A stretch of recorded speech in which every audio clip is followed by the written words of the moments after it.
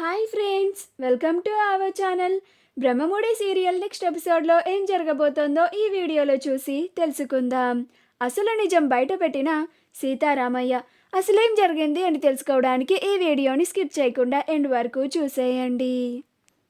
ధాన్యలక్ష్మి కళ్యాణ్ ప్రకాశంలని రెచ్చగొట్టాలని చూస్తూ ఉంటుంది. అప్పుడు కళ్యాణ్, నువ్వు ఎన్నన్నా చెప్పమ్మా, నేను మాత్రం అన్నయ్యకి తోడుగానే ఉంటాను, అంతేకాని వెళ్ళి నా వాటా నాకు ఇవ్వన్నయ్య అని స్వార్థపరుడులాగా వెళ్ళి అస్సలు ఏనాడు కూడా నా కంఠంలో ప్రాణం ఉండగా అలాంటి పని చేయను అని అంటాడు. అప్పుడు ధాన్యలక్ష్మి, వింటున్నారా అండి, మీ సుపుత్రుడు ఎలా మాట్లాడుతున్నాడో? పూర్తిగా అన్న అన్న అని అనుకుంటూ వాళ్ళ అన్న వీడికి చేస్తున్న ద్రోహాన్ని వీడు అస్సలు గుర్తించడమే లేదండి. వీడికి అసలు ఈ తల్లి బాధ అస్సలు అర్థం కావడమే లేదు అని అంటుంది. అప్పుడు కళ్యాణ్, నువ్వే ఆలోచించి చూడమ్మా, అన్నయ్య వదినలు అలాంటి వారు కాదు. వాళ్ళు మనకి ఎన్నడూ ద్రోహం చేయాలని అస్సలు అనుకోరు కూడా. నువ్వు వాళ్ళని అపార్థం చేసుకుంటున్నావమ్మా అని అంటాడు. అప్పుడు ధాన్యలక్ష్మి, నేను కాదురా, నువ్వు నువ్వు వాళ్ళని తప్పుగా అర్థం చేసుకుంటున్నావు. వాళ్ళు నీ ఆస్తిని కొట్టేయాలని చూస్తూ ఉంటే నువ్వు ఇంకా వాళ్ళని మంచి వాళ్ళలాగా చూస్తున్నావేంటి అని అంటుంది. అప్పుడు కళ్యాణ్, అమ్మ, నువ్వు అన్నయ్య వాళ్ళ గురించి ఇంకా చెడుగా చెప్పాలని అని అనుకుంటే ఇప్పుడే ఇక్కడి నుంచి వెళ్ళిపో అమ్మా. నువ్వు ఎంత చెప్పినా కానీ నేను అన్నయ్య దగ్గరికి వెళ్ళి నా ఆస్తి వాటా నాకు ఇవ్వు అని అడగను అని అంటాడు.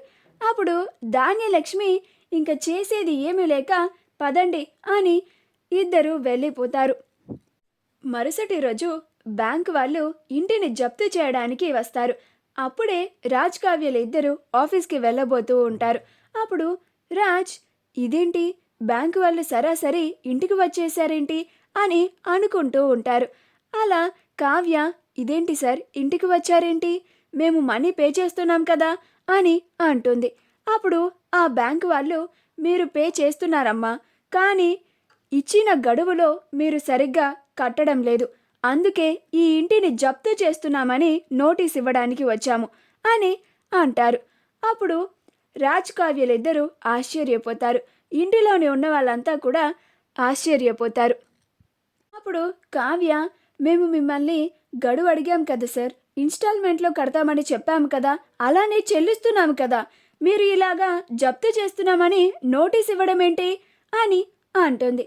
అప్పుడు ఆ బ్యాంకు వాళ్ళు, మీరు ఇన్స్టాల్మెంట్లో కడతానన్నందుకు మేము మీకు మీరు అడిగినట్లుగానే గడువు ఇచ్చాము, కానీ మీరు ఆ ఇన్స్టాల్మెంట్ని కూడా గడువులో సరిగ్గా కట్టడం లేదు.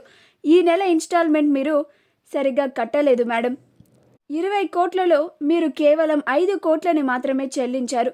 మిగతా 15 కోట్లు మీరు ఇంకా చెల్లించనే లేదు. లాస్ట్ మంత్ ఇన్స్టాల్మెంట్ని కూడా మీరు 20 కోట్లని లేటుగానే కట్టారు. అందుకనే బ్యాంక్ మీ ఇంటిని జప్తు చేయాలి అని నిర్ణయించుకుంది. అందుకే నోటీస్ ఇవ్వడానికి వచ్చాం మేడం అని అంటారు. అప్పుడు ధాన్యలక్ష్మి వచ్చి, ఏంటి రాజు ఇది, ఇంటిని జప్తు చేయడం ఏంటి, అసలు 100 కోట్లని అప్పు చేయాల్సినంత అవసరం మీకేమొచ్చింది అని అంటుంది. అప్పుడు రుద్రాని, ధాన్యలక్ష్మి, అంత అమాయకంగా అడుగుతావేంటి, అసలు నిజం నీకు తెలియదా, వాళ్ళిద్దరూ కావాలనే మనకి ఆస్తి రానివ్వకుండా ఉండడానికే ఇలా చేస్తున్నారు, అంతేకాని వాళ్ళకి నిజంగా ఏదో అవసరం వచ్చి అప్పు చేయలేదు అని అంటుంది. అప్పుడు సుభాష్, రుద్రాని, నీకేం తెలుసు నా కొడుకు కోడల గురించి, అలా మాట్లాడుతున్నావు అని అంటాడు. అప్పుడు రుద్రాని, పోనీ అసలు నిజమేంటో నువ్వు చెప్పన్నయ్యా, నీకు తెలుసా అని అంటుంది. అప్పుడు సుభాష్, అవును నాకు తెలుసు అని అంటాడు. అప్పుడు అందరూ ఆశ్చర్యపోతారు. అప్పుడు సుభాష్, నిజానికి నా కొడుకు కొడలు ఎలాంటి అప్పు చేయలేదు, కానీ వాళ్ళు పరిస్థితుల మేరకు అప్పుని కట్టాల్సిన పరిస్థితి వచ్చింది అని అంటాడు. అప్పుడు అపర్ణ, ఏం మాట్లాడుతున్నారండి మీరు, రాజ్ కావ్యలు ఇద్దరు అప్పు చేయలేదా అని అంటుంది.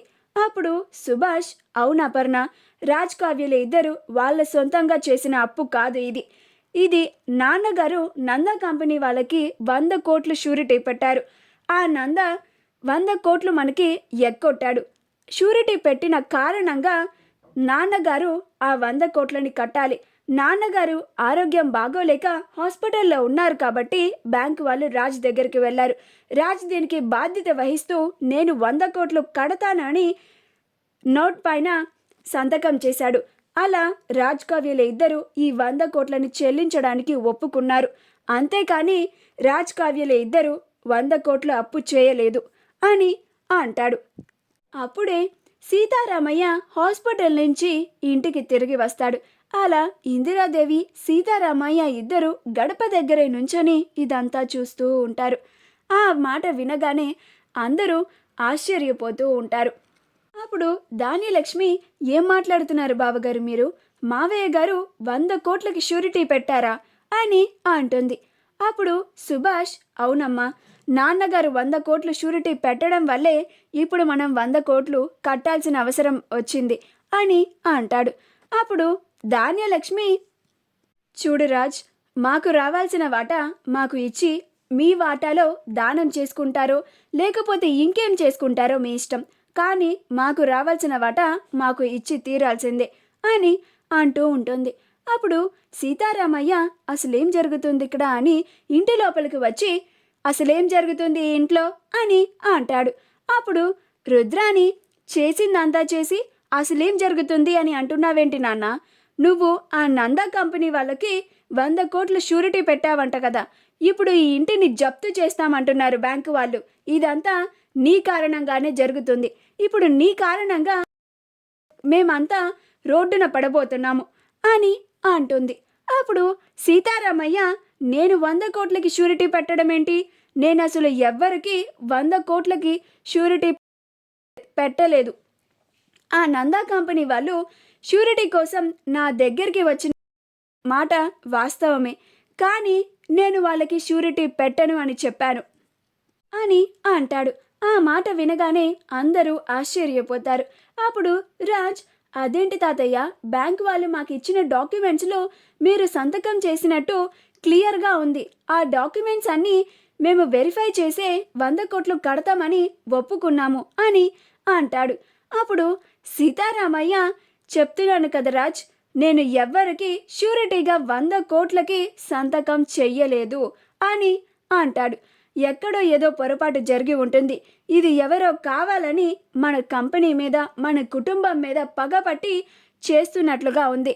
అది ఎవరో ముందు తెలుసుకోండి అని అంటాడు.